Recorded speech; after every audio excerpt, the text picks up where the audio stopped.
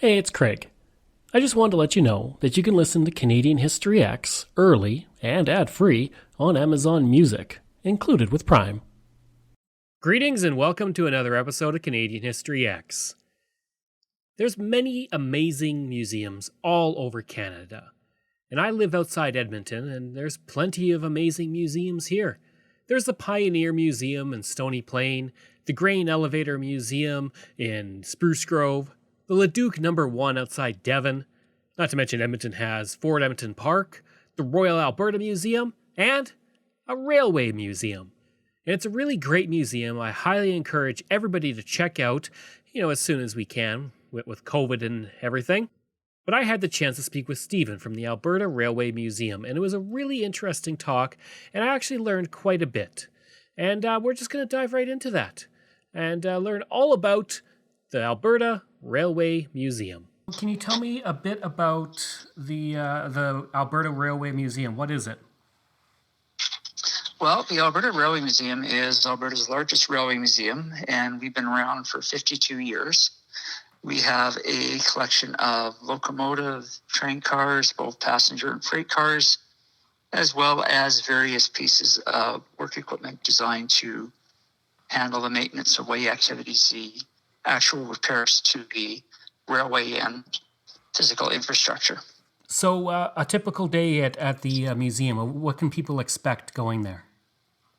People come out to the museum. They'll come down these vintage railway cars. They'll pull into the parking lot and they'll go into the St. Albert station to purchase a train ticket. Once they've purchased their ticket, they can either choose to go for a train ride, a short little train ride that lasts about 15 minutes. We go up and down our track. Or alternatively, they can tour through our collection. And they've got various cars to see and look at. They get to climb up into our steam locomotive from the Northern Alberta Railways. So they get to actually climb up. They get to sit in the engineer's seat. It's great for kids because they can lean their head out the window and look back at the long train they're pulling. They can pretend they're the conductor when they go up into the caboose and sit up in the cupola. From there, they can walk through various types of cars. We've got a mail and express car, so they can actually walk up to the side, write themselves a postcard, post it in the side of the car, and pick it up inside the car. It's kind of fun, especially for younger kids who have really no idea how a letter would get mailed. Following that, there's a variety of cars they can walk through. We've got some vintage passenger cars that they can look at, including a sleeping car. The kids love to climb up into the berths and check those out. It's like, hey, bunk beds on a train. What a great idea.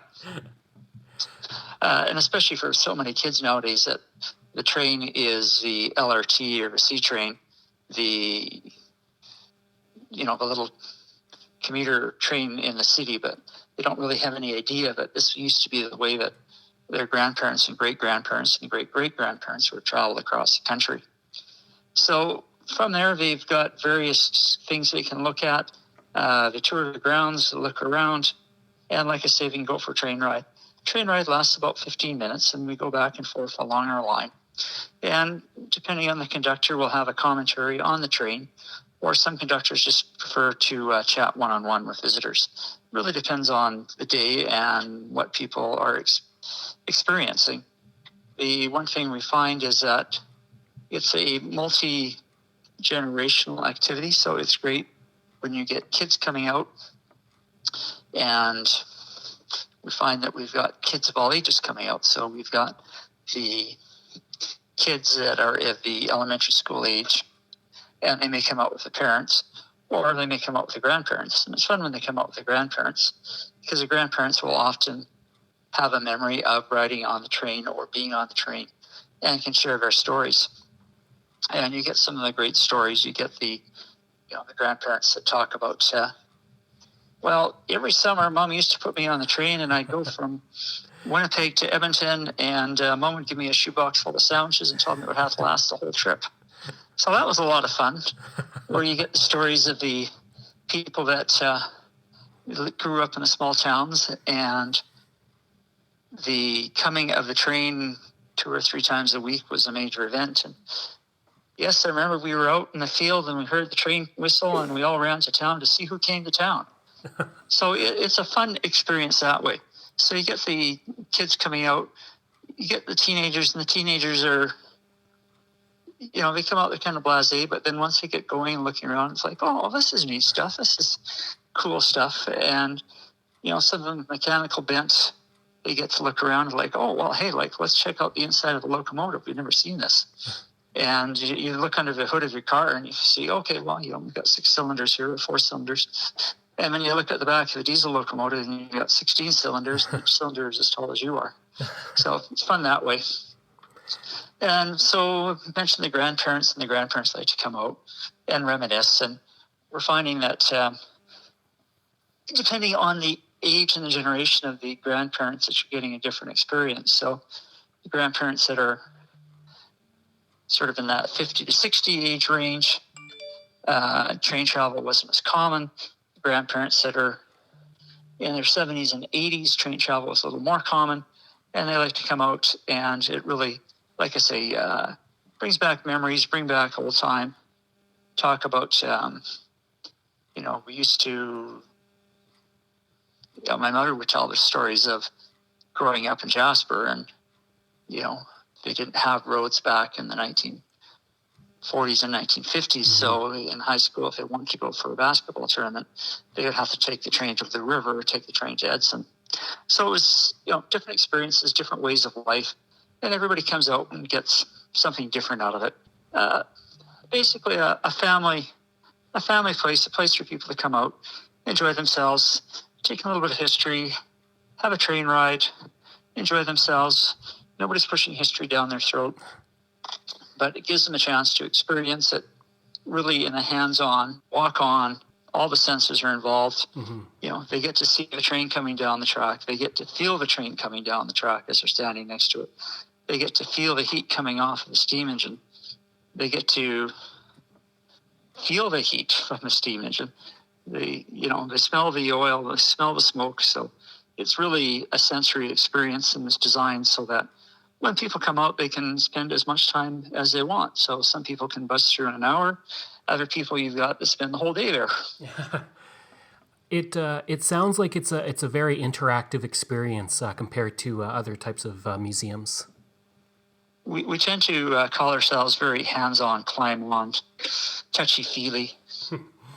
So we do get the kids, they're actually in the cab of the old steam locomotive, and they're sitting in the engineer's seat, and they're pulling back on the throttle, or they're up in the caboose, or they're picking up the hammer and seeing how heavy the hammer is. So we have that aspect of it.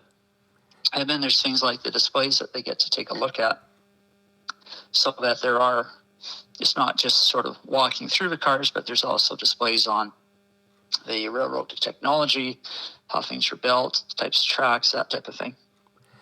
I guess you seem to kind of get a mix of people. You get people who are reliving their past, who did ride trains, and then you're getting a generation who probably has never been on a train in their entire life. Exactly. Yeah, you're getting the younger generation, and let's say the people in their 30s and 40s that have not been on a train, and that their experience is sitting at the crossing, waiting for the train to go by, especially if they're running late for work. And they're sitting at the crossing, they're waiting and waiting and waiting, and finally the train goes by. And so when they actually come up to the museum, it gives them a better perspective of how big the train is. It gives them a better perspective of why these trains are so long and what the train is good for in terms of hauling bulk materials. It gives them an idea of, these aren't just, the train isn't just going by to wreck your day. In the museum, is there any part of it that you especially like? Any locomotive that's especially interesting? Well, I'm of that era that the steam locomotive is cool, but I really love the diesel locomotives. We've got a switch engine, which is a little switch engine which was used to move cars around in the freight yards to assemble trains. And that's always fun to ride on and climb on because it's so small but powerful. In terms of cars, probably my favorite car, favorite two cars. The first one is both from Northern Alberta Railways. The first one is the passenger car Westlock, And the reason Westlock is a favorite is because it was the typical car of the 1930s, 40s, 50s, and even into the 1960s. So by day, it was a standard passenger coach, and it has one, what we call drawing room, which is a small individual room for 3 or 4 people. But by night, the seats fold down and the berths come out, and it makes into a sleeping car.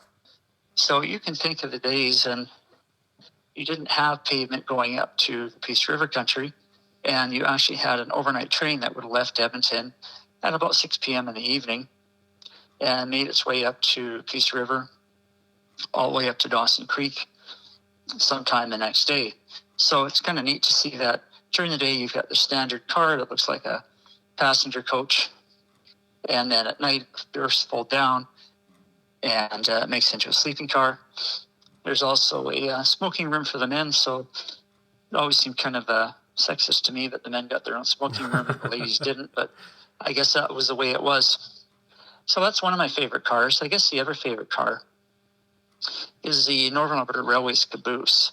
And the Northern Alberta Railway's caboose is a bay window caboose, as opposed to the standard cupola caboose that some people may remember. Once again, another long gone experience.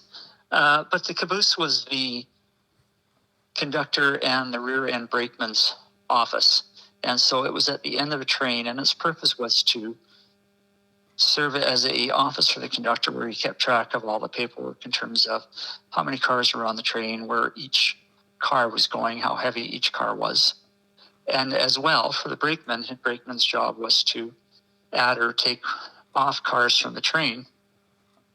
So he would start and work back there, and it gave him a chance to view the entire length of the train as it was going down the track.